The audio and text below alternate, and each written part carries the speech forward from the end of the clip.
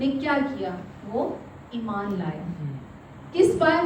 اس وعدے پر. وہ اپنی عمر کو، اپنے بڑھاپے کو، اپنی بیوی کے بڑھاپے کو نہیں دیکھ رہا، لیکن اپنے خدا کے، اپنے دل میں اس گلے کے ہونے کے باوجود، اپنی اس کمی کے ہونے کے باوجود، اپنے اس تکلیف کے باوجود کہ میرے پاس اولاد نہیں ہے، وہ ابراہیم پھر کیا کر رہا ہے؟ خدا کے وعدے پر یقین کر رہا ہے، ایمان لا رہا ہے.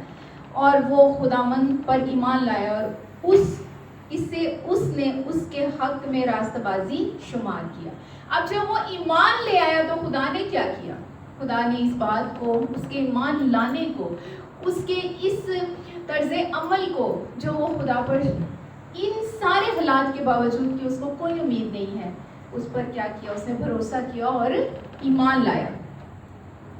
آگے ہم دیکھتے ہیں دوسرا جو اس کا حصہ ہے وہ ہے اپنی جلد بازی سے اپنی برکت میں دوسروں کو شامل کر لینا. اس کا اگلا حصہ جو ہم دیکھیں گے، اپنی جلد بازی سے اپنی برکت میں دوسروں کو شامل کر لینا. اب تک کی جتنی برکت تھی وہ کس کے لیے تھی؟ وہ سارے وعدے، وہ ساری خوشحالی، وہ سارا کچھ کیا تھا؟ وہ صرف اور صرف ابراہیم اور اس کی اولاد کے لیے تھا. سارا اور ابراہیم کے لیے وہ وعدے تھے، ان کی خوشحالی، ان کی برکات کے وہ وعدے تھے. آگے ہم دیکھتے ہیں اب ہمارا جو اس کا دوسرا حصہ ہے وہ ہے اپنی جلد بازی سے اپنی برکت میں دوسروں کو شامل کر لینا. بے شک وہ خدا ہی کا منصوبہ ہے، لیکن ہماری اس میں بھی بہت بار ہماری اپنی جو ہے ہماری اپنی سوچ، ہمارے اپنے فیصلے جو ہیں وہ ہماری جو برکات ہوتی ہیں اس میں دوسروں کو کیا کرتے ہیں؟ حصہ دار بنا دیتے ہیں. ہم 16ویں باب سے دیکھیں گے. 16ویں باب کی ہم 5 آیات تک کوئی پڑھنے میں دے.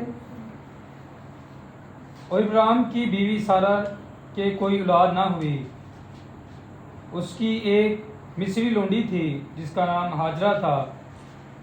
اور سارہ نے ابراہیم سے کہا کہ دیکھ، خداوند نے مجھے تو اولاد سے محروم رکھا، سو تم میری لونڈی کے پاس جا، شاید اس کے سے میرا گھر آباد ہو.